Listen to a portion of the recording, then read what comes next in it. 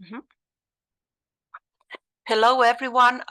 So I'll present the plan for today. I'll make a very brief introduction about the basic stuff related to free and open source tools for interactive training. And then my colleague Mirjana Nešić, who has huge experience in using these tools, will have quite a detailed presentation with many demos. And it's very good that we will manage to record this, because these demos could be used later when you decide to apply these tools. All the materials will be available on Open Plato.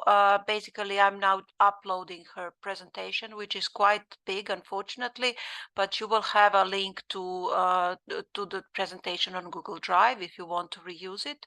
So that's basically what you need to know. Also, in Open Plato, you have a kind of a page with with a selection of free and open source tools described with links, and also there is a spreadsheet attached to the same page.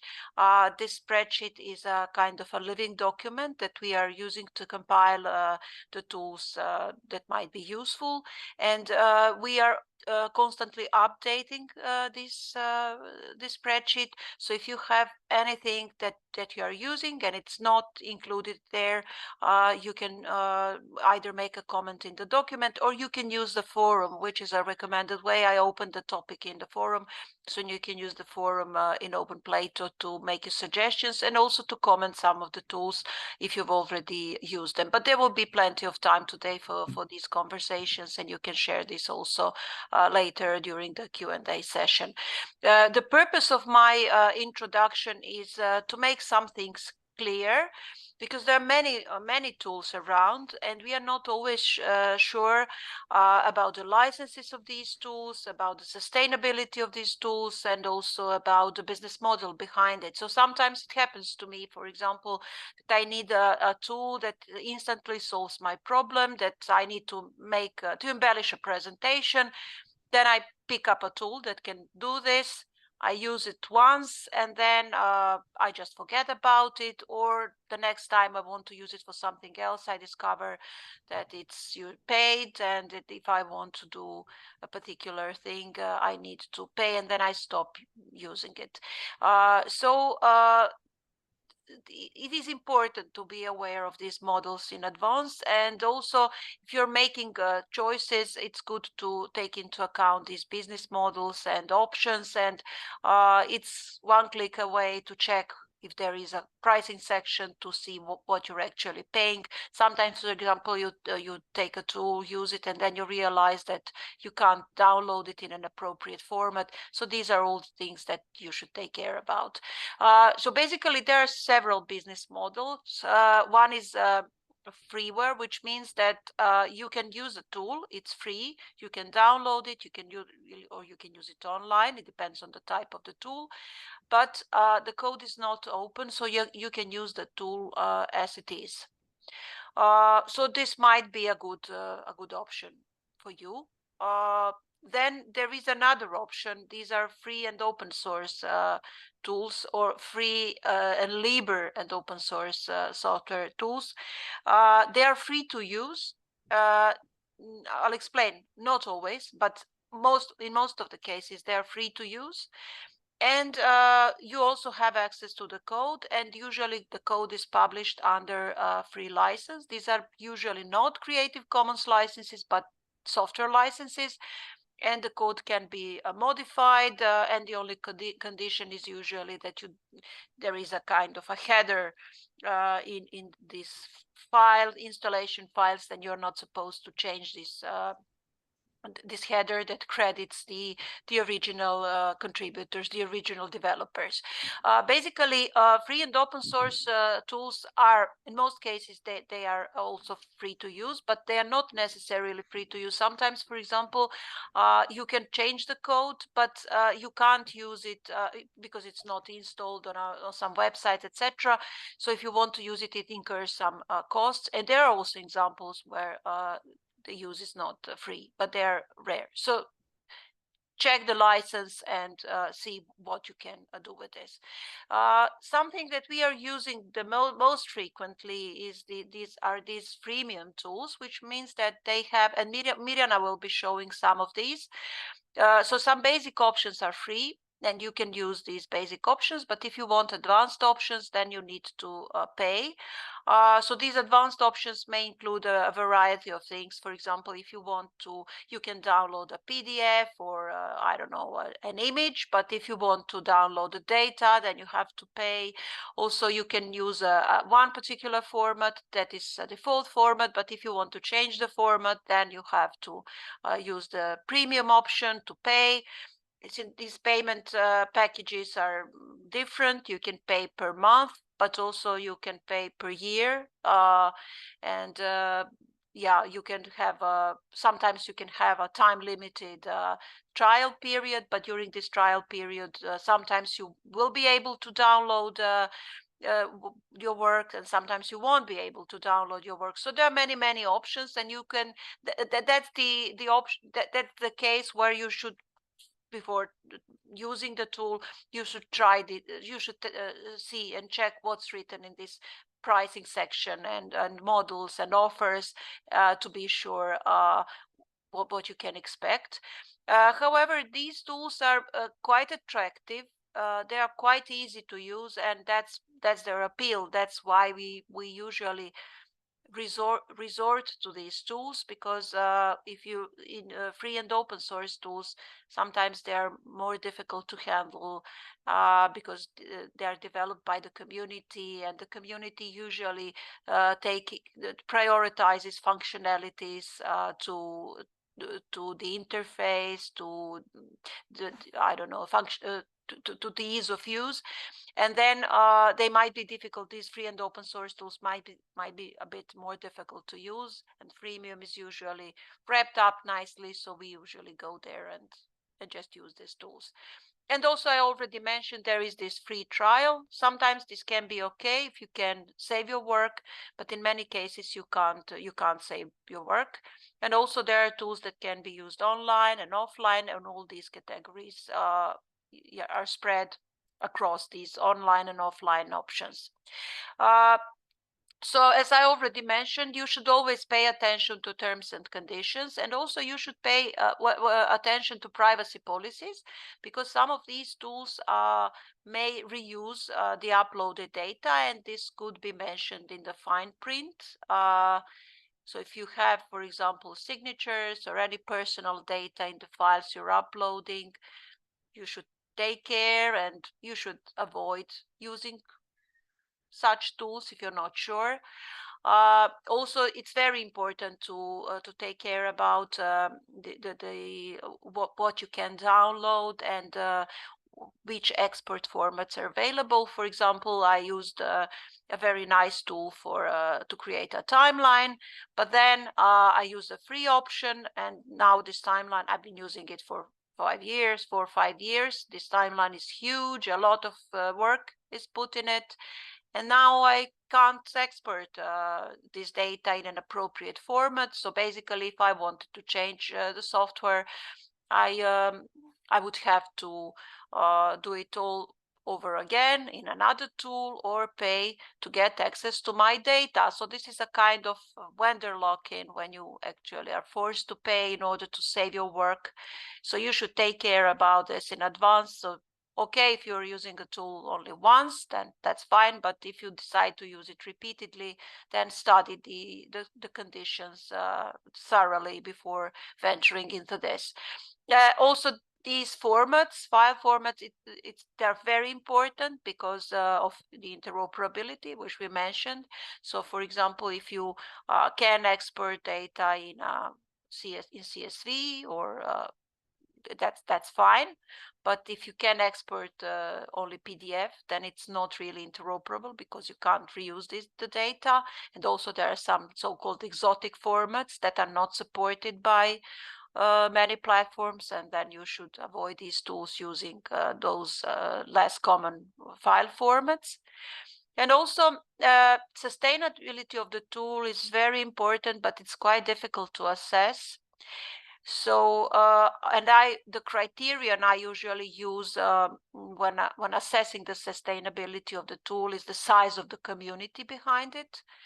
Because if, for example, this is particularly relevant to free and open source tools, if some free software has a huge community behind it, it's more likely to be developed because this is usually done in on a volunteer basis or through some projects. And if a community is bigger, then it's just like, for example, the Wikipedia. If you have a bigger community behind a Wikipedia, a language edition, then you have these pages are updated more frequently. They're more up to date. If you have a small community, then they can't simply manage to handle all the work. So that's similar with the tools, but basically it's quite difficult to assess because there are many tools that just appear and then they disappear. So take care that you have a backup of your work, and also that you can export it in an interoperable format. And yes, that's what I meant to say by explaining this. So at the beginning, so the second time you're using the tool, you should have a kind of an exit strategy to know what you will be doing if something goes wrong, if the service gets discontinued, if they, for example, introduce payment options, but before that they were free. So you should think about the alternatives, how to handle the work without that tool, without losing the results. Basically, these tools are not perfect. You will see that, yeah, they may be powerful, but then something is usually missing. Sometimes you really, yeah, put much effort, and then the results are nice, but they are not reusable. It's very good that when you hear about new tools, to test them. So even if you don't need anything, you can dedicate some time to testing these tools, just to check, and you can have a kind of a checklist. Which options are you checking? For example, the export, I want to, I don't know, save the file, I want to make it public, I want to close it. So you should make a kind of tests to see what works for you and what doesn't.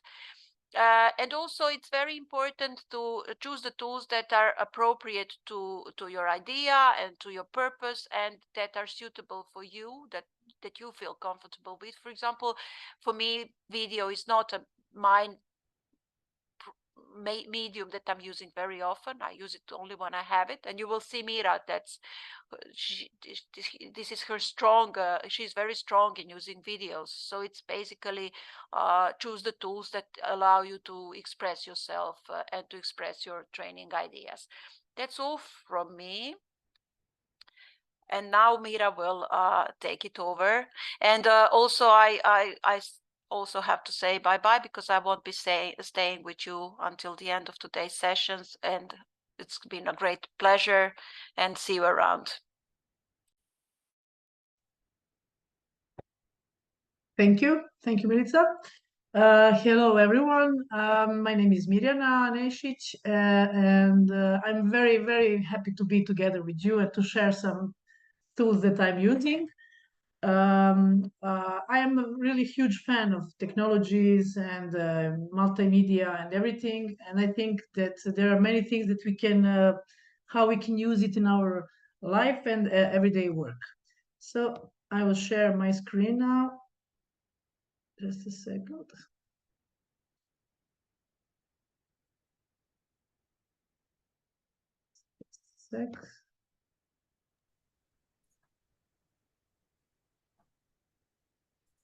Sorry, I have some issue. Okay.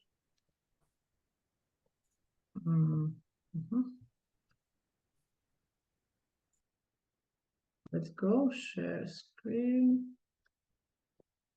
Do you see my first slide? Yes, we see it, Mira. Okay, thank you. So we all know this power of this interactive open source tools for many different things that we are doing. For example, my father, when I was 9, my father bought this camcorder, and I was crazy about recording, but I really didn't know that this will be so important for my librarian work. Yeah. and that I will use it so much in my librarian job. Because this traditional services of libraries as a reader's advisory, lending and reference service, a modern library offers much more. We know, all of us, we know that. So we use these technologies to improve our traditional services and also to introduce some new. And because libraries are made for people, they change because people and their needs change.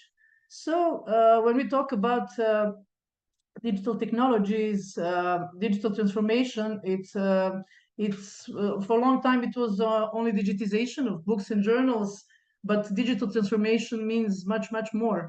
You know, like the use of electronic services, digital tools. I would not number it, tell everything about it, but library systems, digital collections, online repositories, data management, digital literacy, etc., etc.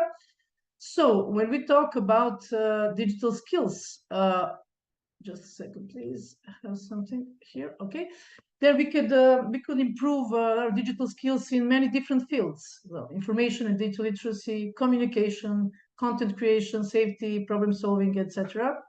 But here in this part, we will talk about content creation the most, which is what we can make and use multimedia for different things that we need. So when we say multimedia, we think audio, video, posters, animations, using of technologies of augmented and virtual reality, QR technology that we can use in our marketing and social networks, etc. And when we are talking about multimedia, we should, of course, think about formats, programs, and applications that we use to create it. So when we talk about form, I will not talk so much about it. I will just say that there are many different formats in all kinds of media, but we use it depending on what we need it for. To do, if we need it for online sharing for some platforms, we use, for example, JPEG or PNG. But if we need something to print something, then we will use TIFF or TIFF format for high quality printed for images. So for video formats, there are also many different formats, but MP4 is the most popular and most used format for all different platforms. Of course, we also have these open source formats like WebP or WebM for pictures and movies, and some audio formats also that we can use depend on what we need. So maybe we can, whenever we are not sure what format is it or what is it used for, we can inform ourselves in sites like File Info, where we can just put it, you know, JPEG or PDF, whatever, and then we got good information about format and what are the types of the formats that we use.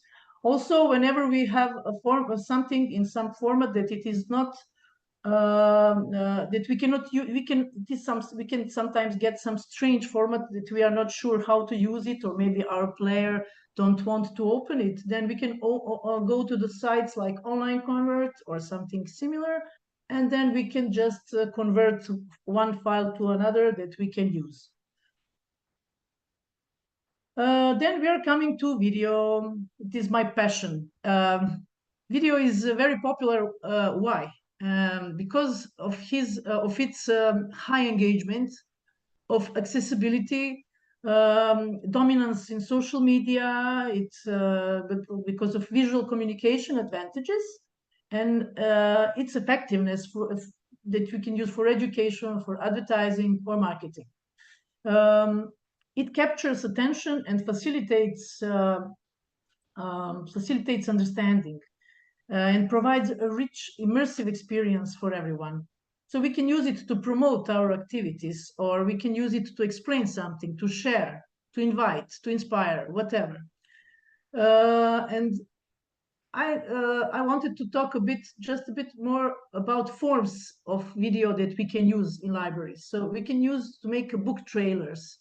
We all watch movie trailers, what the movie will be about, but why don't we make more book trailers, or maybe some video instructions for our users about some things that we are doing, about some databases, how they can use databases, video tutorials. For example, students in my library, they like to have a video tutorial about something that we have in library than me standing and explaining all the time. So these are some small things that we can do to improve our services. Also, video can be very good help when we are writing a project, like additional material. We can record something that could be very good explanation about what we are wanted to say. Also, in our marketing, when we want to popularize some activities that we are doing in our libraries, or maybe just to be more, how to say, to share our existence, and to explain to the public what we are doing, and to get more users. And so we can use it very much in marketing, and I think that it is very, very, very important, because people are really so much in the overwhelmed with very much many impressions in everyday life. So we have to go to our users. You have to fight for it. And of course, there are many other forms. I just numbered some of them, like video abstract or video CV. We can help our users, for example, how with the making of video CV, because it is getting more popular to have video, not only written CV in text, but maybe a poster or video CV. Also, video abstract it can be very good for researchers when they write their papers. They can make some small video addition to their presentation. And when we are talking about tools for videos, we have two types. One of these, first one that I'm sharing is the tool that we use to record our screen or what we are doing on our computer. So like this is the best tool for making this kind of tutorials. For example, you can explain people how you use some database. And here are just three of examples, like OBS, which is open source, Screencast-O-Matic, which it's very limited. It is only 15 minutes, but it's very easy to use. It's online. And VSDC video editor that could also be used. I didn't use it so much, but it has so much possibilities for this kind of recordings. This is just one example of how I use it for. This is old interface, but it doesn't matter. It is the same story. How I use this in my library for students, to help them to search. Ukucamo u prvi prozor i dobijamo časopise poređenja na primjer po faktoru. Okay, and so it can be used for different kinds of instructions. And then we're coming to the second part, and this is editing of videos that we want to use for some purposes. There are many open and free software. I really tested dozens during the years. It changes. The first thing I would like to say, some software lasts for years. Some software are here for 1 month or 2 or 1 year, and then just disappear, or just doesn't get support anymore. But that doesn't mean that we don't have to explore all the time. And when somebody learn to work in one software, then it's easier to do it on the second one or third one. Every time the functions are more or less the same. They are just sometimes on one side, sometimes on the other side, but more or less it's the same. And I recommend from all of these, I use Canva the most the last couple of years, and it is the best for. We will talk later more about this, but for some complex videos with the several videos and lines. The best tool that I found was OpenShot Video Editor. Is completely open source, and there are many possibilities in editing. And here are some other you can explore a bit, and we will talk about Canva later. And this is just one example of book trailer that I made, I don't know, 5 or 6 years ago. Novi dnevnik koji je počela da piše posle venčanja pokazuje njenu zbunjenost i razočaranje. Uvek sam sanjala o muškarcu kog ću voleti kao celovitu, novu, čistu ličnost, ali još nije uspjela da razdvoji čoveka od njegovog dela. Also, the example of video abstract. So it doesn't have sound, but yeah, he's talking about his work. Also, for audio is a powerful tool for many different target groups. So there are lots of programs for text-to-speech or audio editing. It can be very useful for people with disabilities, for children who learn how to read, for people who like to listen something. So we have to know these programs also. I recommend Audacity as the best open source tool for audio editing. It is very, very simple, and it can be very useful for audio files. So and of course there are many other applications that we can use for some of them you surely know, but for presentation, for quizzes, for video editing on mobile phone like UCut, for stop motion things. And I will also show these two, Telagami and Puppet Pals. These are applications for iOS, but they are very, very nice. So you have some character that you just put your sound in, you give your sound, your what do you want that character to say, and then it programs do the rest. National Library of Serbia is the biggest library in this country.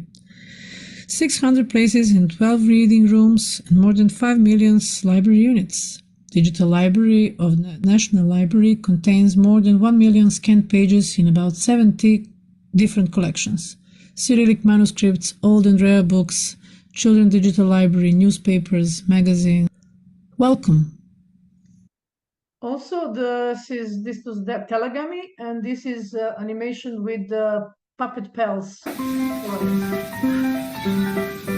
Very simple to make. Very simple. Hey, hi, Mila. How are you? Hey, Mike. Hi. I'm fine, thank you. How are you? I'm fine. But, you know, I'm wondering, did you write the seminar paper on history of art that we had? Oh, ever since I wrote that. Really? I can't handle with so many different books. Sorry. There's so many of them, and I don't know what is valuable and what is not. And my younger brother is shouting at home all day. I'm desperate. Oh, but Mike, why don't you go to the library?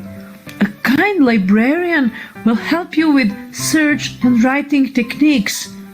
You can work there in peace and quiet. Oh, that's a great idea. I'm going right there. Don't forget to try new VR applications that have arrived there. They are awesome. Thank you. I will. I'm going there right away. Thank you one more time, Mila. Bye. Then we can also talk a bit more about augmented reality applications. Some libraries use also augmented reality, which is connection with connection of physical and digital world, or maybe we can say augmentation of physical world with 3D or video content. It is simple. We make a trigger image from any kind of 2D surface, so it could be printed, something printed or whatever, and then we scan it, and it starts video or 3D object that we prepared before and connected. So connection of 2D with video or 3D material. It started as a game. You probably remember Pokemon Go. But these technologies are getting, very more important role in culture and education. We can use it in many, many, many different ways. I prepared just a short video. Did I choose something? I also use it in my library just a bit.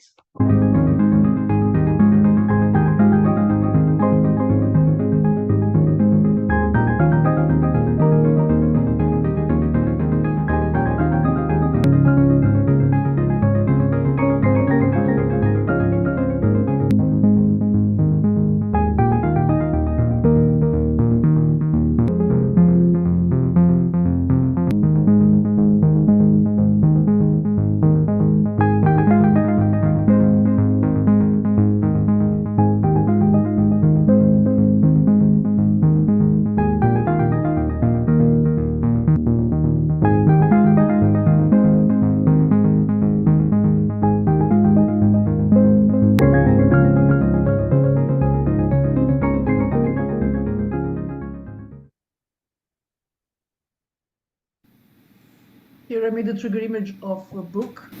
Sjajna knjiga o grafičkom dizajnu. And started a review that I prepared before. Govori o dizajnu komunikaciji. Možemo da uživimo knjige. And one more example. Knjigu skeniramo. Još jedna knjiga Vlade Tjerutića, Putokazi duha. Sakupljene misli različitih mislilaca, hronološki poređenih. Vizit kartom. And one more. Jednostavno I prepared a video about my reading room of library I'm working in, and I connected with my business cards. Biblioteka Beogradske politehnike raspolaže literaturom iz oblasti dizajna i tehnologija. Biblioteka čitaonicu koristi oko 1500 studenata. Yeah, so it looks fantastic, but it is so simple to make it. But I must say, when we talk about applications for this kind of videos, this one is the new one that I'm using. For years, I was using Orasma, and it just suddenly disappeared. And then I found the other one. I forgot the name. LG. Okay, but you just have to try and test. Find something, download it, install it, test it. If it works, super. If not, nothing. Go further. So this Halo AR is a great tool. You can easily connect. I didn't want to talk myself, but I would just let you a very short video for the person who said it perfectly about it. So it is very simple. Hi, I'm Katja. I'm an artist working mainly with digital media and an architect. I am here to show you a few examples on how augmented reality could aid the educational process in school and learning in general. We all know that information tends to stick better in our memory when it's combined with multisensory input. A song, a picture, a series of actions can make connections in our minds that make a subject more comprehensible, easier to remember, and above all, more fun. There are many user-friendly apps out there that a teacher could use. I chose Halo AR because it features a free image tracking service. So I download Halo from the App Store, sign up with Google, and start creating. First thing, I choose what I want my overlay to be. Then I create a trigger. Whenever this trigger gets scanned by my camera, the overlay appears.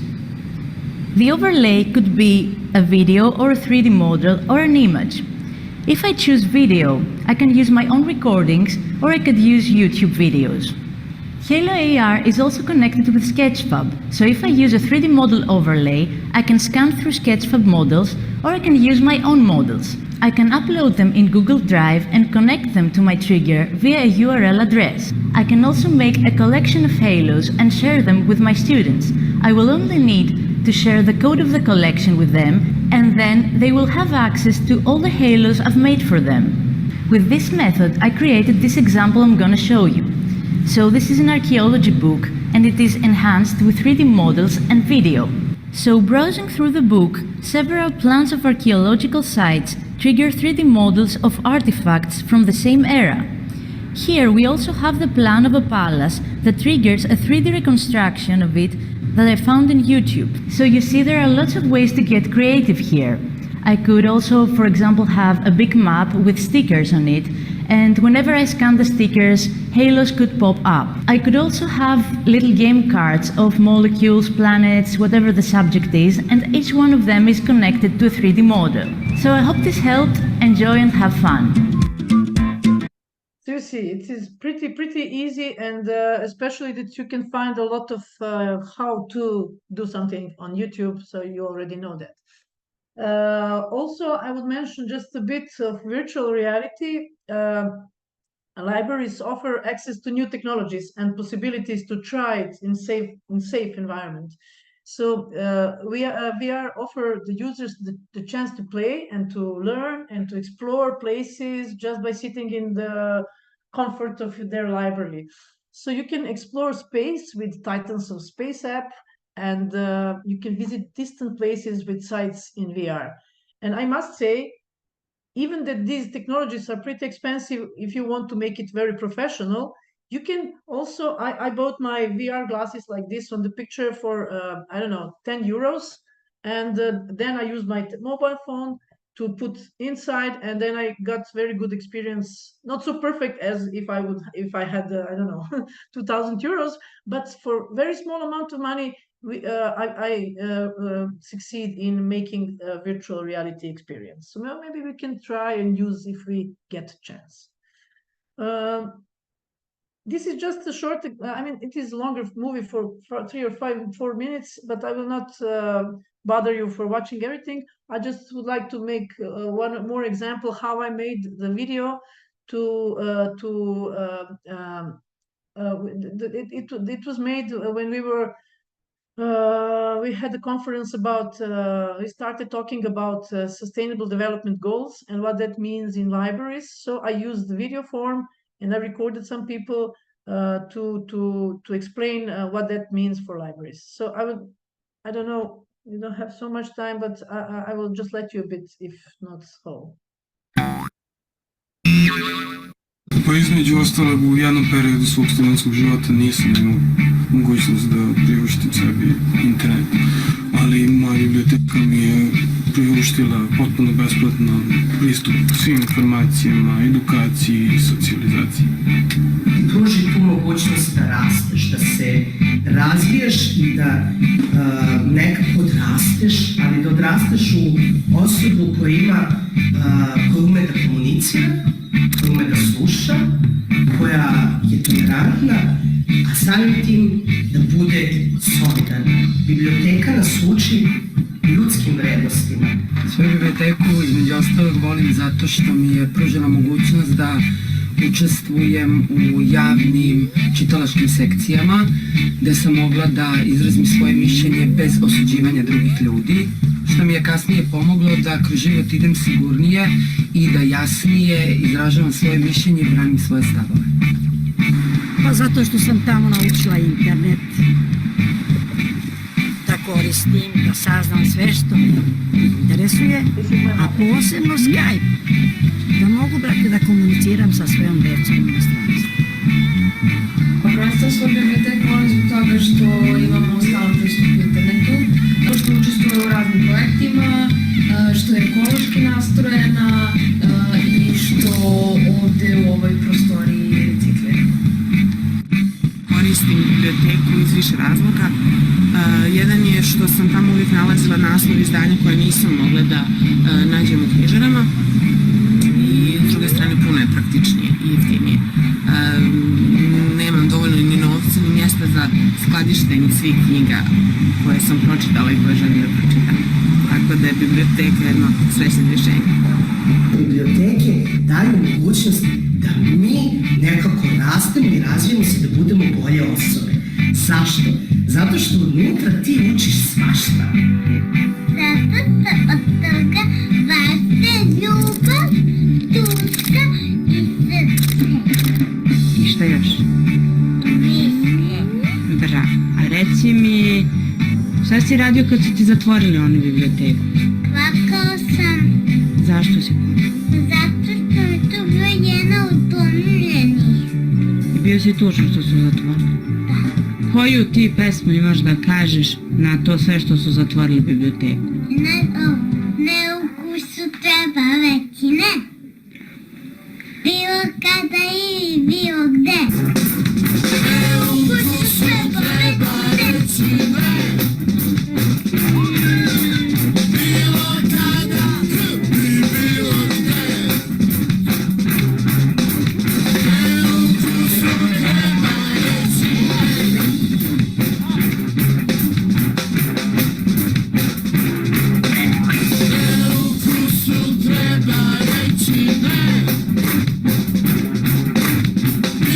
kada i bilo gde. Ne ukusu treba reći ne. Okay, that's it. So you see, you can use it whatever we want and however we like. And because libraries promote all of these fantastic things like digital ethics, equity, participation, collective experience, and they help with many things for their users, I think that we can use video form and these new tools for all of these subjects and themes. We can help with overcoming digital divide. And okay, just one more short thing. Tegenwoordig kunt u van alles regelen via internet. Ook contact met de overheid gaat vaak digitaal. Veel mensen vinden dit lastig en hebben vragen over DigiD, belastingaangifte, toeslagen, werk, studiefinanciering of AOW. In steeds meer bibliotheken is er een informatiepunt digitale overheid. Hier krijgt u informatie of verwijzen we u door naar iemand die u verder helpt. U bent van harte welkom. Het is gratis, ook als u geen lid bent. Digital technologies really could be life-saving for somebody. And just one more short thing. It's a couple of seconds. I'll tell you, I made this in Canva for, I don't know, 1 minute.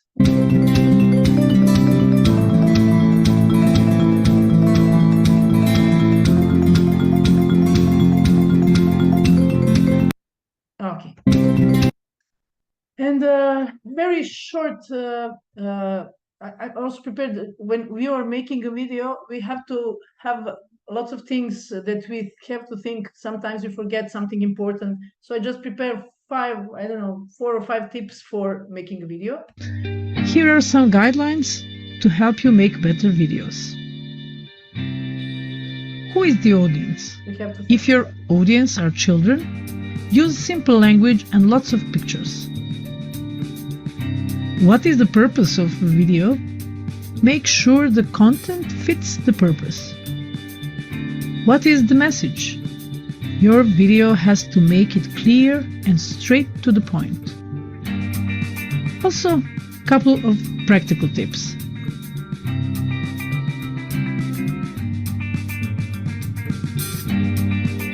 Find quiet place, no distracting sounds.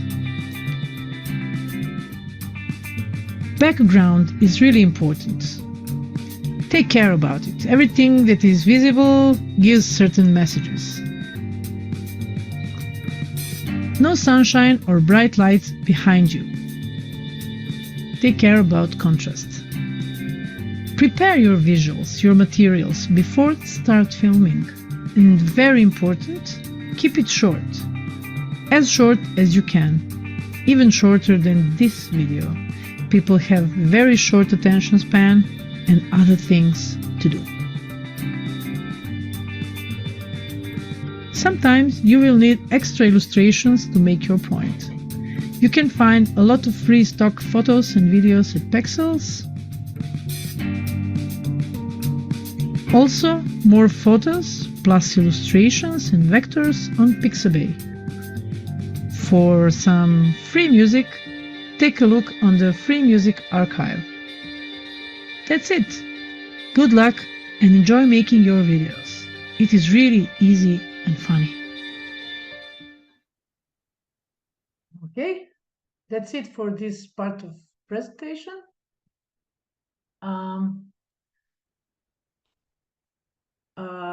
Now, I would like to invite you, maybe if somebody has a question or something for this part, and then I thought that we can just go through Canva live, just to make a poster or a short video, just to see how it works. But I don't know if somebody has a question for this part now, and I don't know, Irina, what's the best, or maybe at the end, however you think it's the best. I'm here. Thanks a lot. It was excellent. And you see bravo in the chat. Thank you. Oh. There was a question about Prezi. Is Prezi free? And maybe if you have any experience. You know what? I was using Prezi for years, and it was really effective and nice.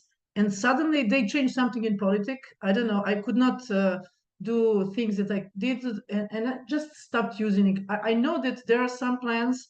Maybe somebody was recently using it, but I think maybe we can also. I really didn't use it for years now. I used it, I don't know, 5 or 6 years before, and it was excellent. It was very nice, and it gives fantastic these possibilities to zoom in and zoom out things that you would like to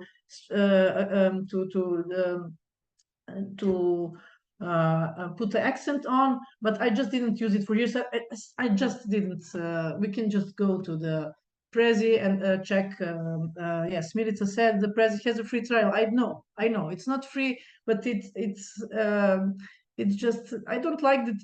If you give something to people, you just stop giving it. You know, if you give it, just you have to give it. So I was just a bit disappointed to Prezi, and I stopped. But Canva is also so many possibilities inside. We will see later. So yeah. Also a lot of very nice comments in the chat, but I don't see any questions. Maybe someone would like to ask a question. If not, then maybe you can show. Yeah. We will just a second. We can go to the. So yeah, we shared these links. Super. Okay. I will just a moment, please. We can go now for Canva.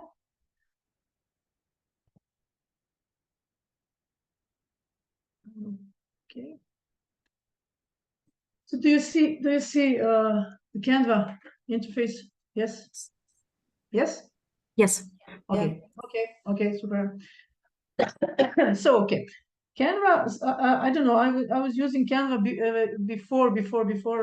I don't know how many years ago, just for making some posters for presentation. But how years are passing by, they're just putting more and more new options. So now this is a graphic design platform that enables users to create a wide range of visual content, presentations, posters, video flyers, videos, flyers, logos, and all kinds of documents. You can see here Instagram Reels. And what is important, you don't have to make a specific format for a specific social network. For example, you can just use this, as you see, YouTube thumbnail, Instagram Reel. So there are prepared formats for you, so you can just use it and make it. What is, as Milica said, this is a premium kind of platform. So basic options are free, and advanced options are for pay. But if you, I must say, I use it in this kind of mode for years, and you can make really nice things. Just one more thing before we go further. There is a 5 GB store limitation for this free version. So I'll show you later. Here is your home page. Yes, first thing, when you register is also very easy. You can register with your email. You don't have to put a long list of data. So it is very simple for registration. Then on your home screen, you can see here, when you go to projects, you see things that you were doing. And if your storage is full at some point, you can just go and, I don't know, delete, move to trash, and then go to trash and just make it empty. This is an important step. And then you can go and make more and more materials.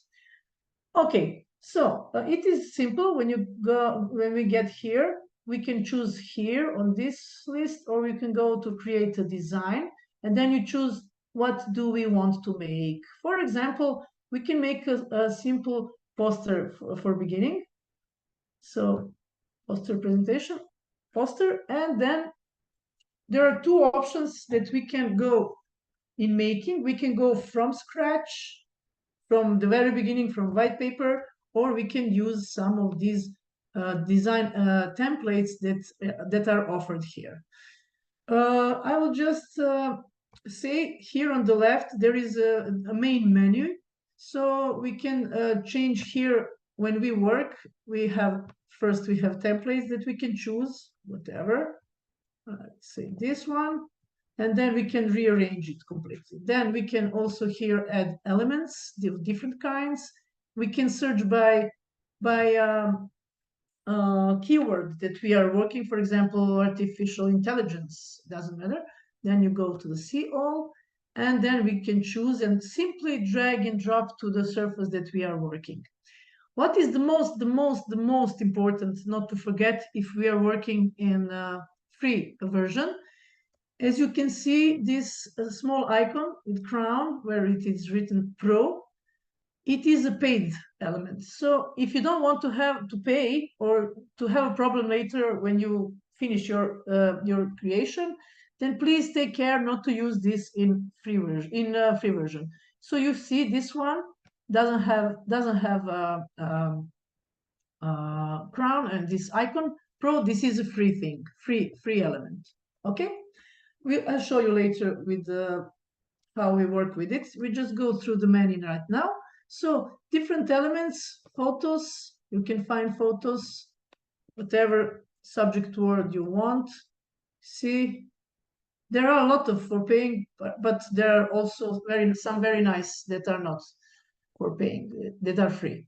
Also videos, shapes, audio, frames that you can use, charts, and so on and so on. So these elements, I use them very much, and it is very interesting and to explore, to see what kind of ideas you can get when you work.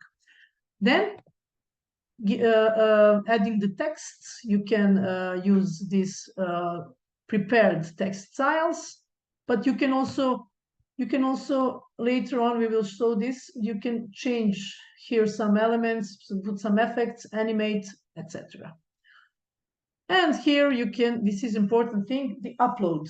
So you can put your materials, so you can extend this media library with your elements. You can upload your own, I don't know, photos, videos, audio materials, etc. So it's very easy to upload. You go to upload files, click for something, and it's just maybe I can show you just something small.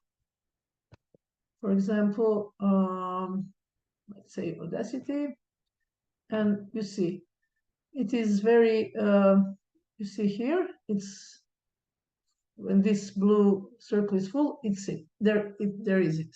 So you can just drag and drop, just click, or maybe click on it, and it's here on your presentation. Okay, so there are many more things, but we don't have to. You can draw, you can use some pens or pencils. You can also, yes, here are charts, you see. You can put some charts somewhere. There are some parameters that you can use, that you can change here, numbers, and then the chart is changing. So it's very easy to use. And there are also magic media, but I will show you that later on. So let's say that we are going now to make a poster from the beginning. We go to the home page and then make a poster. Okay, so first of all, maybe we can show firstly this making from scratch. So this is a white paper, as you say, digital paper. When we click on it, you see here, we can change the background color. We can choose from here, or if we don't like any of these, we can go to the new color and then find it on the scale, whatever we want. Oh, whoa. Okay, and then we can add some elements. For example, if somebody has any kind of idea what we could make of this poster, say it. I mean, you can write in chat if you like, or maybe we just go through some. I don't know what would be interesting for everyone. For example, maybe open science. Sorry? Open science. Open science, yes, that's a good idea. Okay. Or would we make a poster for training for open science? Okay. And then we just go to the text and say heading. Open science training, for example. Then we can do whatever we want with the thing we are doing here. You can see if we go to this small pointer, we can make it smaller or larger, bigger. We can rotate it, manipulate it in different kinds of ways. We can just put it here, just a second. Okay. And also this is a new thing I must mention now because it shows all the time. When you click on text, it offers magic write. When you click that, you can, for example, if it's too large, you can summarize it, or you can rewrite, or you can make more fun or more formal. For example, let's make more fun. Training for unleashing the science. It is a kind of artificial intelligence using in Canva. It is recent thing, not so, or maybe more formal. Please provide additional context. Dobro. Okay. We will just go on. We have undo here, as you see, on the left upper. Undo. We will stay here. Okay. Now we add some elements. For example, which keyword we could try? Science. And then we go to see all here. See all. It opens wider menu. So we can, for example, put a couple of elements here. Just make it smaller or longer. But take care about free elements, not to take pro. Because you know why? If you take pro by accident, it happens all the time too when people start doing this. You will spend, I don't know, half an hour or maybe 1 hour or who knows how long. You will spend so much time for doing poster, and then when you go to download it here later on, you will see you will be asked to pay $1 or something like that. So if you don't want to pay at all, just take care about these icons for pro. Okay, let me do something else. Maybe 2 elements, okay? What you can do with these elements? So as with the text, you can do many things. You can make it, you can change size. You can, for example, change transparency. See? Here, if you don't want that to be seen as a bold thing, you can just make it, little less, little less transparent. Okay? This is for format paste. Okay, then you can choose, you can change color, you can crop it, you can flip it. For example, if you don't like to things that going this way, you can go and flip it this side, whatever you want. You can also, there are some, but we don't want to go so deep. You can edit images also, but you can play later when you try. Okay, what else we could, what else? We can add maybe some picture or some that we prepared. These are some pictures that I use AI for creating in open science. So for example, we have pictures like this, and we would like to add it also. Okay. So this depends of the taste and like what do you like? How would you like things to look like?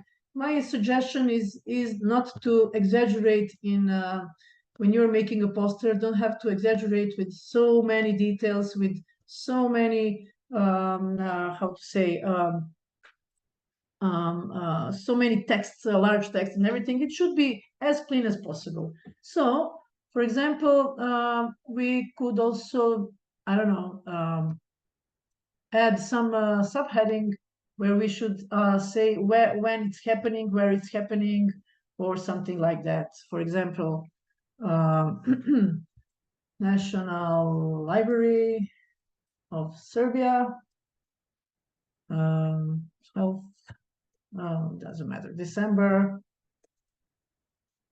1st September 2023, or something like that. Then what can we do with this text? Looks pretty boring, I must say. What can we do with this? We can change style. We can put some effects. See, when you go here up effects, you can then change it to look like different, like this, or like this, or like this. You can play with that all the time. How thickness will be, less or more. So you can change its style in every kind. You can curve it if you want to make some something look differently. Then you can also do this. You can also change spacing. See if you want to widen it, to make it more wide, or maybe you want to make line spacing. See, so different things that you can do. This also part is very interesting when making poster. I would like to make some animations to this poster. Because of why? Because of which reason? Because we can use this that we are preparing now. We can use this as a printed version, like JPEG or PDF format, but also we can use the same thing with animation as a small animation in MP4 format. So 2-in-1. That's a winning combination. And then I will show you how we can first animate. No, first we will download this. This is just a basic, how to say, or maybe basic example. So we go to share. If we want to make a print of this, or maybe just a picture that we will share on our network, social network. So we go to download. And then, as you see, file type. We use one of these. As you see, PNG is suggested, or maybe you can take JPEG. But if we want to print, then you choose PDF print. Okay, so let's say it is PNG. So please don't forget to click Save Download Settings so that you know where it downloaded. And then we are waiting just for a second, and that's the poster you got on your computer. As you see, you can put it wherever you want, in your desktop, forever, and then save it. Now we are back just to show how this poster could be animated. Just don't forget to every time to click on the specific element you want to change. So we have two kinds of animations. Animation of specific element, like this. Let me see. Okay. Or you can also make animation of whole poster as a whole, animation of poster as a whole. So if you click on the text and go to animate, it opens on the left side text animation. You see, it can goes like this, or maybe like drift, baseline. Typewriter is very nice. Maybe we can use it. And then you can animate other elements. For example, maybe something like, or maybe no, we can just make animation of all page. Just a second. So you see, it animates all elements at once. So you can choose, do you like more, funny like this, or maybe more corporate, or it's something very official, and I don't know. And then you can choose and select, let's say, a party, why not? Open science can be funny. All right, and then when we do this, we can just go and share, but this time when we go to the upload, we choose which format? MP4. And then you go download, and then you download it as a small video or small animation thing. Okay, now it will download it. I wanted just to go one more time to template, because we made this from the very beginning, from scratch. But now let's say that we want to take some template, because there are so good templates for these things. If we type training, as you can see, there are many posters that we can, okay, open with David. There are many posters that we can use if we don't have much time for, adding these materials or something like that. We can choose a template. Just again, take care of this pro version if you don't want to pay. I must repeat this. I know it sounds like I'm repeating things, but it is very important to remember. Okay, so if you choose one of these, let's see some this looks nice. Okay, so sometimes we get don't have some time, and then we use some of these templates. Then we just change whatever we want. So you select it like any other text, put some open science training, make it smaller. Can go also here. Here is the large. How large text will it be? Oh no, this is sorry. This is for upper space. You can make smaller. You can change font also. If you don't like these fonts, you can change fonts. You can wider here. Okay, and then you can just, I don't know, use whatever you want, change whatever you need, put some things you can delete. Whenever you stop at some element, you click on some element, you can just delete it if you don't like it. Or here you can see the options on this. You can copy, paste, duplicate, and change lots of things. You can link some link into it. There are so many options. I think that we don't have so much time to do all of these so deeply.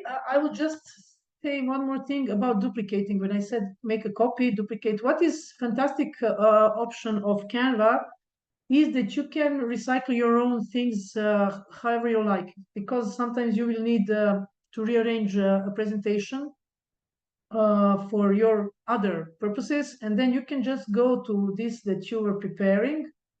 For example, you go to the home, to your projects, and then you see here there is a make a copy. So it is very easy to make a copy and then start rearrange it again as from the beginning. This is something in Serbian that I prepared before. That is very good solution option. And I don't know, we are running out of time so quickly, so fast. I would just like to show you one more thing about video, how to make video. So again, create a design, go to the video. Here it looks the same, and we have a window here, but down there we have everything is the same more or less, but down we have a timeline. So we put here like slides for presentations. This page or slide, you can put either photo or video in it, and it will for example, what we could say, that we are making a video about yes, open education resources. It is good. I already prepared one presentation about it, so I have some files here, or you can upload other. For example, let's say that we want to add this. This is my niece. She's talking about she's student, and she's talking about her opinion. As a student, open educational resources are especially meaningful to me as they help me save money and also obtain information faster. On the other hand, they as well also the materials in our faculty are not as accessible and they are not so up to date. Okay, so you can add as many material as you want. You can add photos, images, you can add whatever you need, but what is also a good thing that you can rearrange these slides. For example, you forgot to put you know, your main theme, what will be there, but you prepared something, you can always rearrange and put it here left or right. Also, here you have a small menu, what you can do with this. You can also duplicate it or make some manipulations. You can also put some audio. You can give text. As I said at the beginning, it is more or less the same.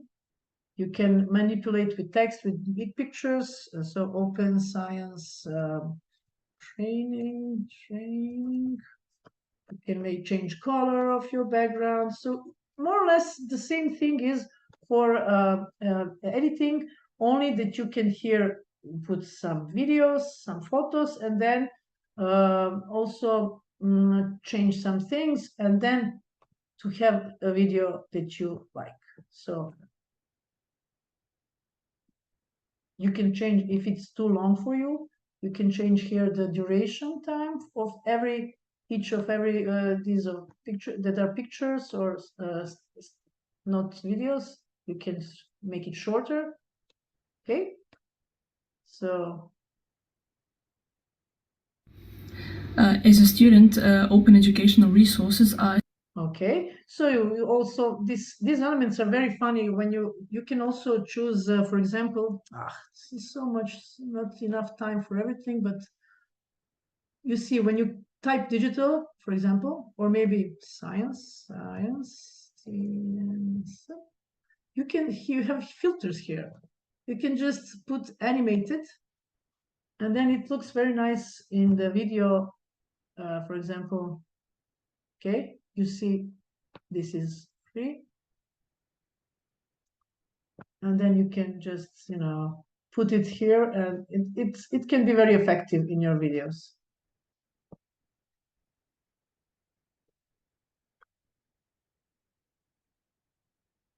Okay. See?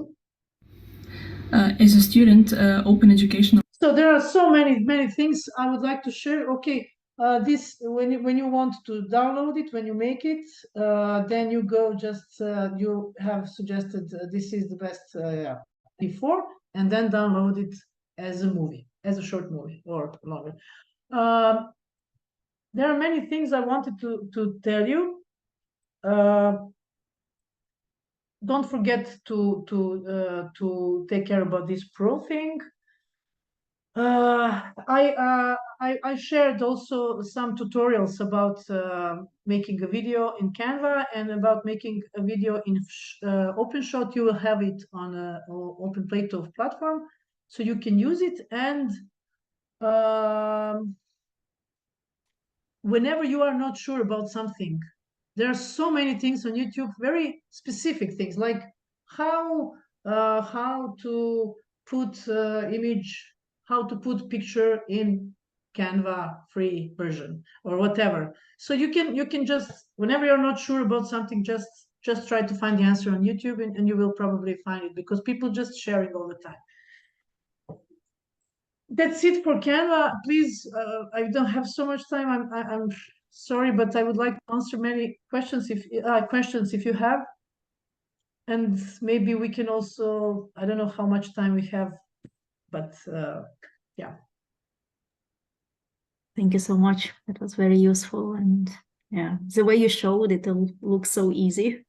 Yes, it It's is. very reassuring. Any questions to Mira?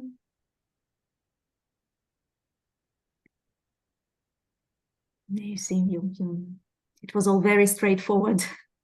Yes, I tried to be as short as possible, but you know, sometimes you just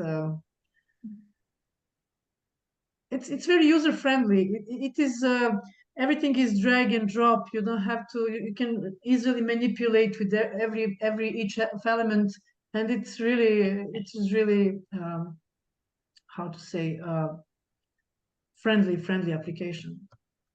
And you can see my presentation. Yes. Yes. Okay. First of all, I must say I'm not an expert in this field. I'm just exploring as a librarian. I'm just reading and testing and trying to find out more about this interesting topic that is here. So I think there a lot of things could be discussed, and we will probably discuss it if there is time. But I think there are many possibilities in AI, and they're not perfect, but they're becoming even more perfect every day. So I think we have to see what they can help us as librarians. Okay, so I was wondering about these definitions of artificial intelligence, and I find this one which sounds so simple for me and good. So it is a field that combines computing and big data sets to enable problem solving. So, and it, of course, there is also the subfields of machine learning and deep learning, but I think that is good, that it is a good definition. And I don't know how many of you here used ChatGPT. I've started to play with it recently, and what is ChatGPT? It is one of the example of these large language models trained on large amounts of text.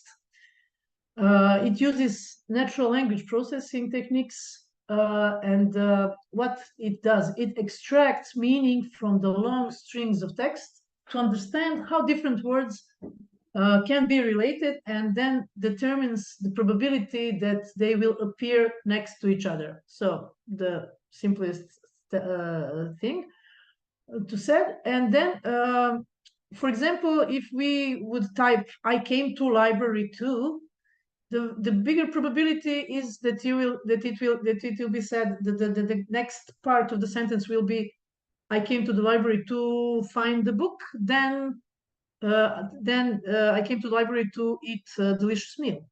So it is a kind of algorithms and that are doing these things based on large amounts of text that they have. So we have ChatGPT version 3.5, which is free to use. It is open source, and we can freely use it and incorporate in our systems if we find a way how to do it. And there is also a ChatGPT 4 version, which is paid, but it can generate text outputs based on combined text and image inputs, which it doesn't. 3.5, there is no possibility for that, as I'm informed. So I just wanted to show you some interesting examples that it was interesting to me. For example, the fact that chatbot in medicine, the chatbot solved the medical exam in the USA, which is very, very hard to solve.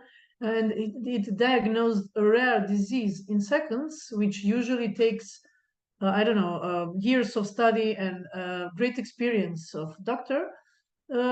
That was really amazing for me. It was the first thing I think I was really amazed by.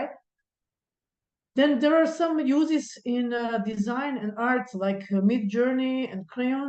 These are art generators that we can generate images from some text that we put in, which are called prompt. So we put make me. This is the example. As we see below, this is the example. My colleague, he's a designer. He put the prompt.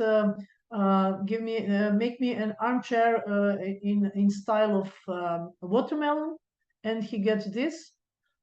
Also some AI music generators like Beethoven or Soundful, where you can create music by genre, by mood. So you just you can play with them, and then you can have some new music, and then in different kinds of fun field. For example, this Scribble diffusion sketch. You can make a small sketch, and then it can generate a small picture for you. I will show you right now. I wrote this. I'm not really good in drawing. I just do it in a second, and then I put futuristic library as a keyword, and then I got this. So you see, maybe we can go together if you like. What can we draw? Come on. Any suggestions? Do you want me to do something new? Sure, why not? Okay. Okay, I can draw a book. Again, as you see, I'm not really professional in drawing, but I'm giving my best. And what can we write? Come on, help me. Book, what book? Book something. Book in space, for example. And then we just wait for a couple of seconds to see what are. Sometimes the solutions are great. You can use it, as you see. It's not bad. You can use it in your work. You can just draw something, and then you have artificial intelligence product of picture.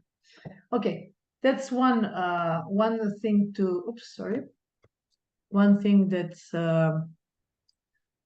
to share. The other one was yes, this one. This is the infinite conversation. It is also one of the things that I really liked so much when I saw it. So it is AI-generated endless discussion between Werner Herzog and Slavoj Žižek. Everything is completely generated by the machine. These are hallucinations, as they say, of silicon wafers. This project aimed to raise awareness of the ease of use of real voice synthetic tools. So when you play it, have you seen any good movie lately? No, I haven't been to the cinema in a very long time. Yes, I saw one film by a friend of mine. etc., etc. I don't want to bother you so much. Just wanted to show you this. Paper is not got right here. Sorry. Okay, please carry on. Okay. Okay. But what about libraries and AI? What artificial intelligence can improve? Of course, it surely can improve efficiency, accessibility, and personalization of library services. Here are just some of examples of using of AI for higher education libraries, for example. It can help with smart cataloging, for automated metadata tagging, with content recommendations, with demand. It can demand predictions of if you have statistics of what your users are reading or what they like, then you can, by using AI, predict what they would like to read more. They could do speech to text and text to speech. There are many applications of artificial intelligence now that can do speech to text and text to speech transitions. Then not to say security things, multilingual support, etc., etc.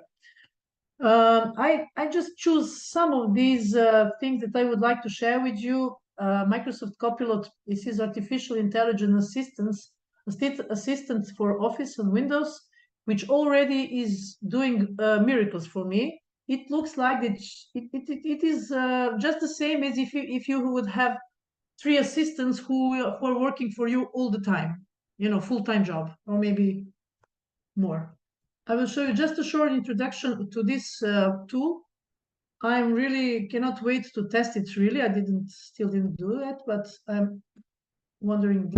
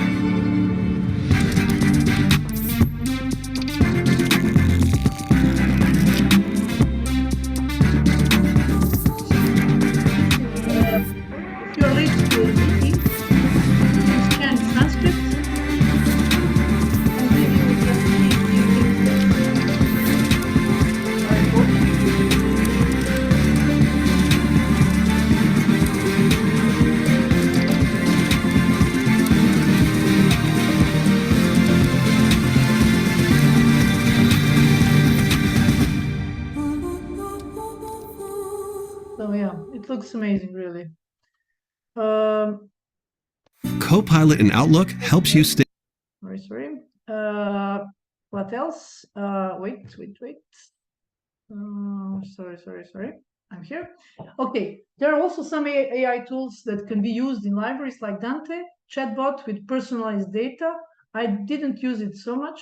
ChatGPT, which summarizes long research papers, or maybe Tableau, which is a data visualization tool. There's also so many tools I didn't try really. I made the list. I put links here so you can see later. You will have it in your materials. Some EIFL recommendation and some other source of AI tools that can be used in libraries. Also, of course, while AI will certainly impact education in many ways, it may also bring some issues that we need to be aware of. It is important to use ChatGPT with versatility, with the understanding of its limitations and following ethical guidelines. So these are problems with AI. You can get incorrect or inappropriate answers, especially if your question is not clear.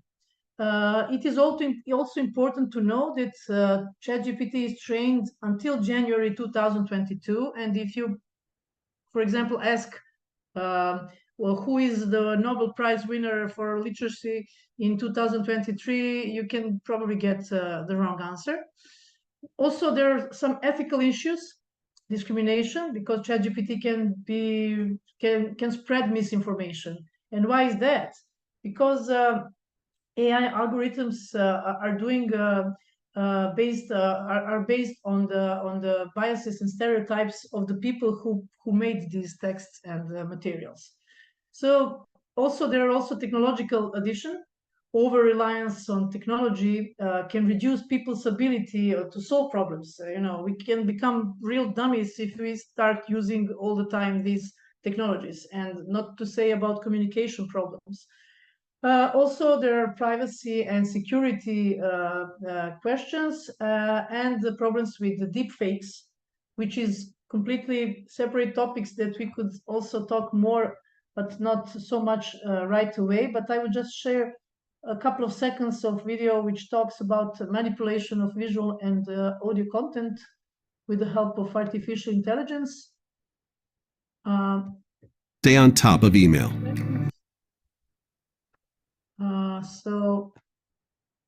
We're entering an era in which our enemies can make it look like anyone is saying anything at any point in time. Jordan Peele created this fake video of President Obama to demonstrate how easy it is to put words in someone else's mouth. Moving forward, we need to be more vigilant with what we trust from the internet. Not everyone bought it, but the technology behind such frauds is rapidly improving, even as worries increase about their potential for harm. This is your Bloomberg Quick Take on deepfakes.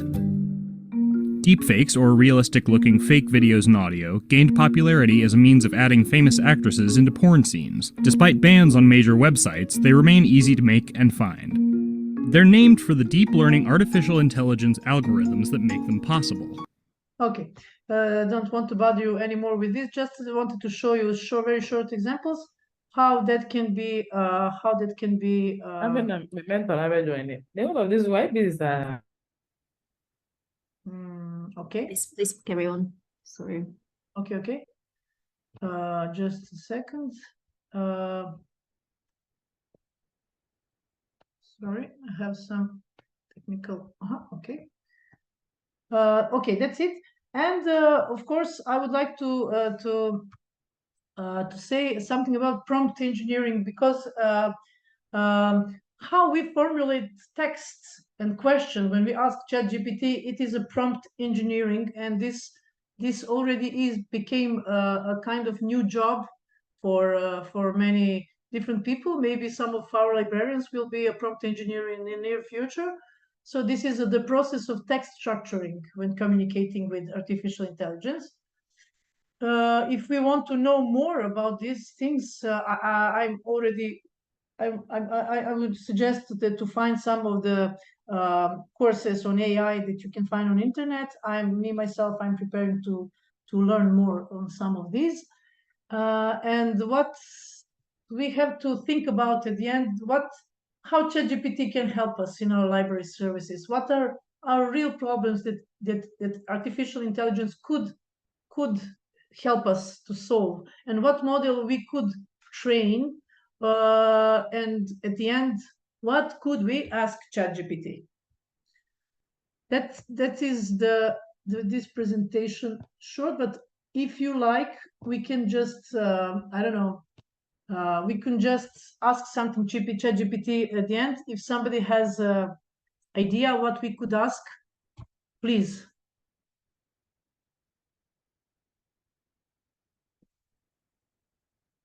Maybe I can get idea. Maybe I can write. I thought General Assembly, we had a presentation by Arante, and he was saying that ChatGPT could be a good library assistant. So maybe ask about library working hours. So for example, if or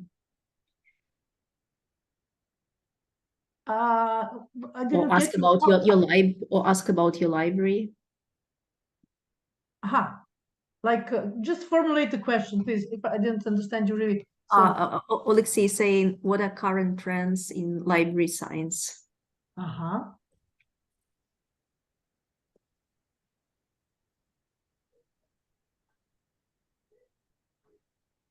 Let's see. So it generates things very fast. So as of my last knowledge updated in January 2022, here are some current trends: digital transformation, data management and research support, open access, open educational resources, communication engagement, user experience, technology integration, information literacy, cultural competence, sustainability initiatives. I mean, of course, this is not the whole truth, and I'm sure there are so many things that could be written here, but I think that we should use it for some kind of inspiration for something, or maybe if we are wondering about something and not sure about how to where to go and which direction to go in some presentation or something, we can just you know, try to do small research. Maybe something will ring our bell, and then we'll get, you know, a good idea in which direction we should go. For example, if we are preparing training, maybe we could ask what should I do to make my training more interactive, for example. And maybe we can get some good idea of, okay, of course, use multimedia is the first thing. Okay. Interactive quizzes, as fantastic Jonathan's quizzes are. Discussions, forums, chat, group activities, role plays, gamification, Jonathan again. Yeah, if anyone has some other ideas, we can also write, or if we are running out of time, then maybe everyone can try to explore by himself. Jonathan was telling us when he was creating some quizzes, he used ChatGPT to brainstorm. Yes. So he wasn't happy with any of the results that ChatGPT gave him, but he said they said that there was some interesting ideas that were suggested, and then they had to build on those ideas, and they were. Yeah. I wanted to add one more thing. For example, if you're not interested with this, you can always try to sharpen, to refine your search. For example, if you're not interested, satisfied with this, maybe you can say something like, make it more, I don't know how, maybe make it shorter, or I don't know, make it shorter. Okay.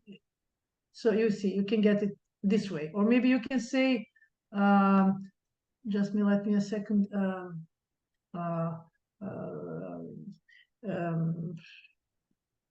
make it more fun, make it more regenerate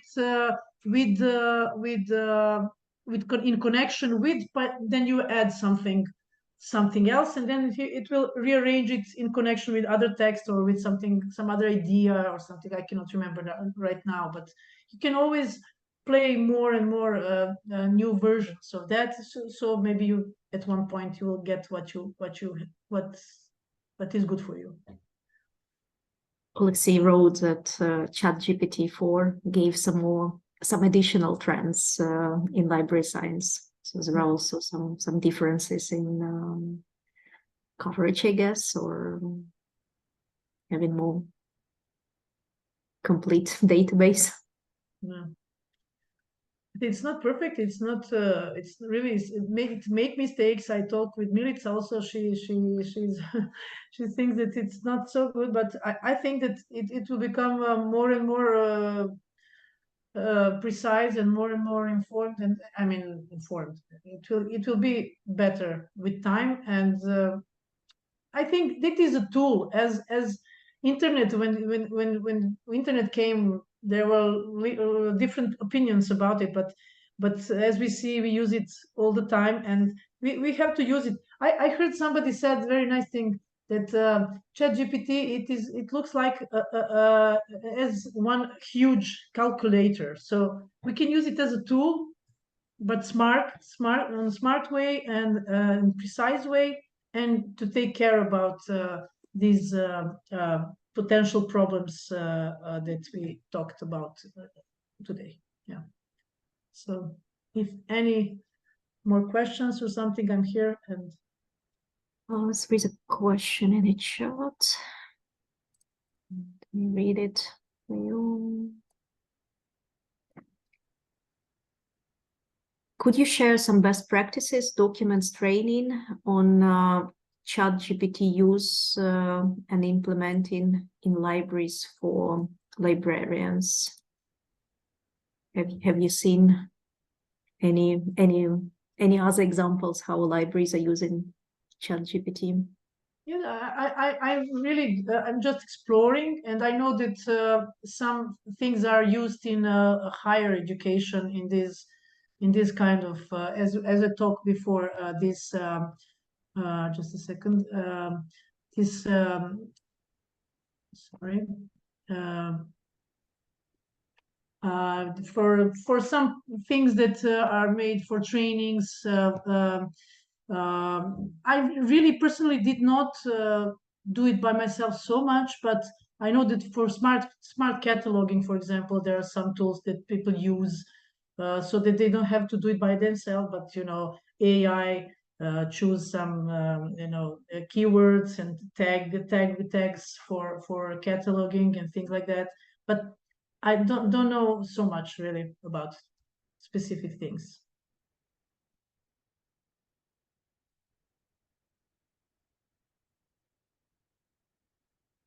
Okay, maybe we can also use ChatGPT to ask these things.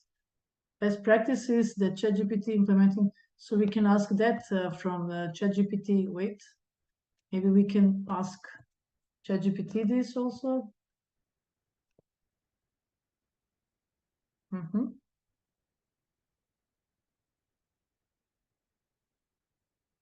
So we can get the answer that we can use. So I think that everyone has to just try to dig something which is informal for him or her or they, and to find it's interesting to try and to test and to, as Jonathan said, brainstorm some ideas with ChatGPT, and then you can find it something interesting for you. Richard asked, do you believe that all the answers given by ChatGPT correct? What is the percentage of correctness? Maybe we can ask ChatGPT. Huh? What do you think? What percentage of your answers are how do you say, what percentage answers are right or correct? Maybe that's a difference between searching for information and using ChatGPT. When you're searching for information, you are given answers based on information available. What ChatGPT does, it's like Mira said, it guesses what you would like to hear. It guesses how to complete a sentence. So maybe even this question that ChatGPT could answer a question is not the right one, because it's not a job of ChatGPT to give you answers. Yes. It's like an assistant. Maybe you can ask your assistant who won football World Cup in 23, but you don't really have assistant for that. You have assistant to help you with your job. So what did it say? It says, I don't have access to real-time data of information, and I don't have the capability to track the specific percentage of correct answers. Okay, but my responses are generated based on a mixture of licensed data created by human trainers, and publicly available data. So it could be anything. So we have to check everything in that meaning. And while I strive to provide accurate and up-to-date information, I may not always reflect the most current news events and developments. It's always a good idea to verify critical information from additional resources. I mean, correct. So you cannot ask ChatGPT, is there any God? Is God real? Or I don't know, some things like, it just give answers based on many texts who wrote about the topic. So as I say, I use it only for just brainstorm something or just get some idea in which direction to go, and then just do my thing. So it is asking, with the coming of AI, how can librarians or academicians identify plagiarism in research assignments, etc.? I didn't really do so many things with plagiarism, because our colleagues from University Library, they check these things and they have these programs. But I'm sure that it will.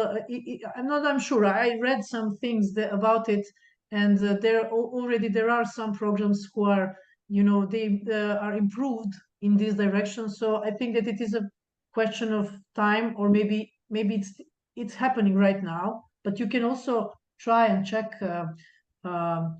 Are there any tools for this? For English, it is much easier. I don't know for other languages, not so much. Maybe English, French, German.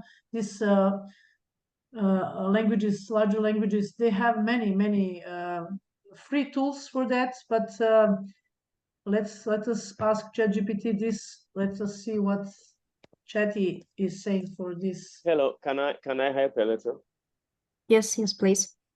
Yeah, I think 1018, for instance, has incorporated an AI system in it, so it is able to identify the percentage of AI in the work.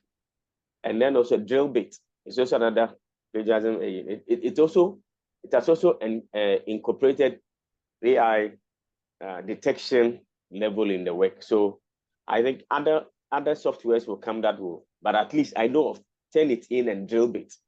They have already incorporated AI detection element in it. Yes. Yeah. But I heard that some universities are actually canceling Turnitin subscription because of this AI element, because it's very inaccurate. And okay.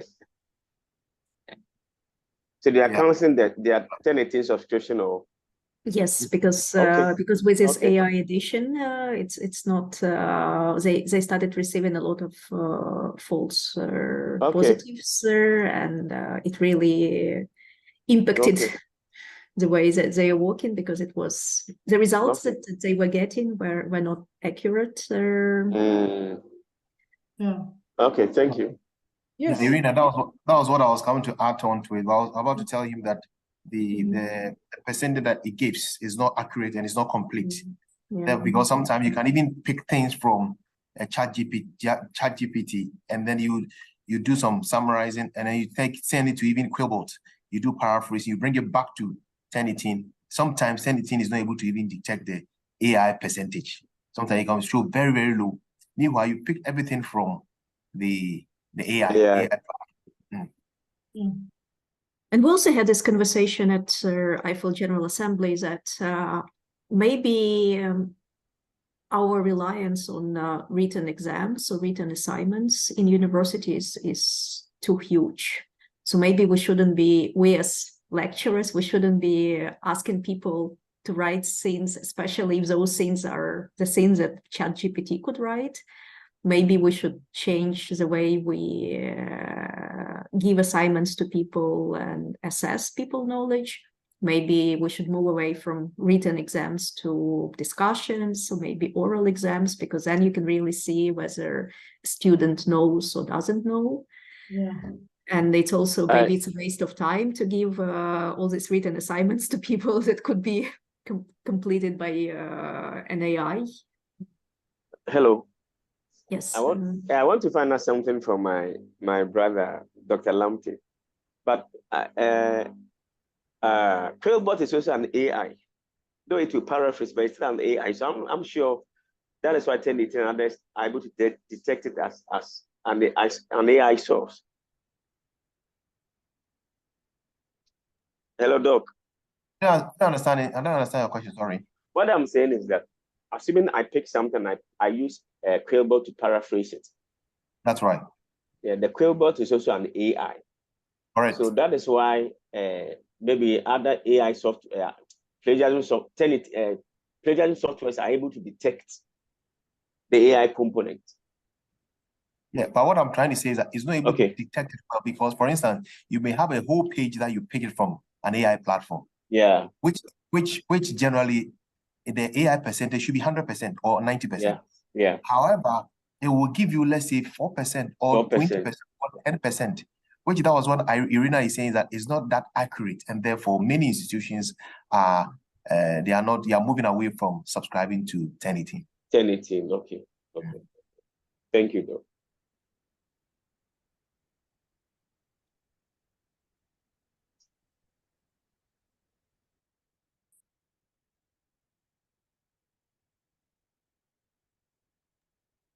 Thanks a lot. Any other questions you have to Mira, or any other thoughts, reflections about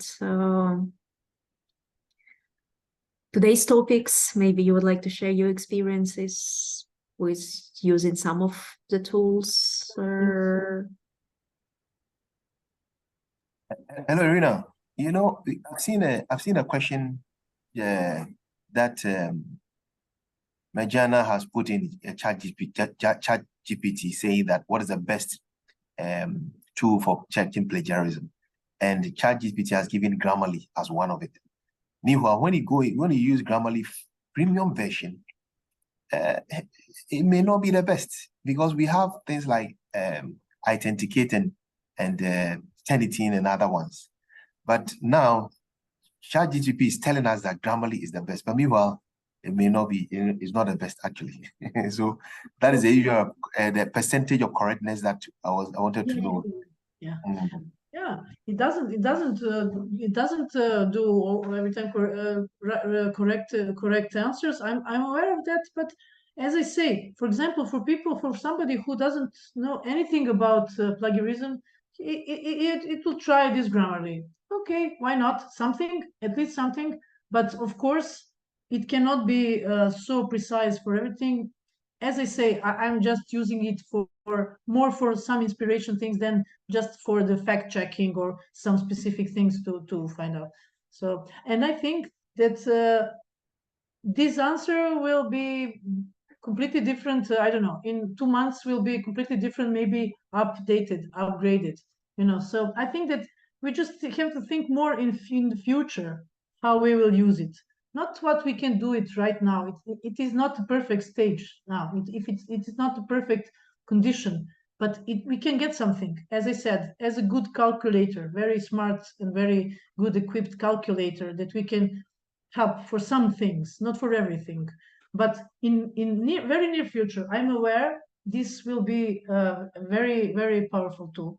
And we have just to think about what we can prepare, how we can use it for our services. I'm not a professional in this field. I'm just, just ordinary librarian who is trying to find out something about this. What can we do with this in the future, more or less? So I dropped the link in a chat to an article in Singapore newspaper where lecturers were discussing what are the threats of ChatGPT, increasing amount of plagiarism. And one of the quotes was, ask students to apply critical thinking, because critical thinking is something that AI can't really apply. So don't test people asking basic questions.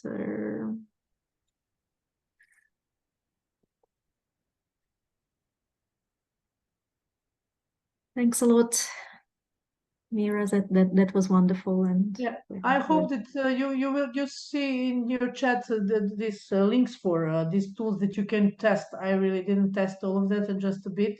These EIFL tools and these 30 tools for librarians. So the question that was a couple of minutes before. So there are some lists of tools that you can, if you have time and interest, you can test and try and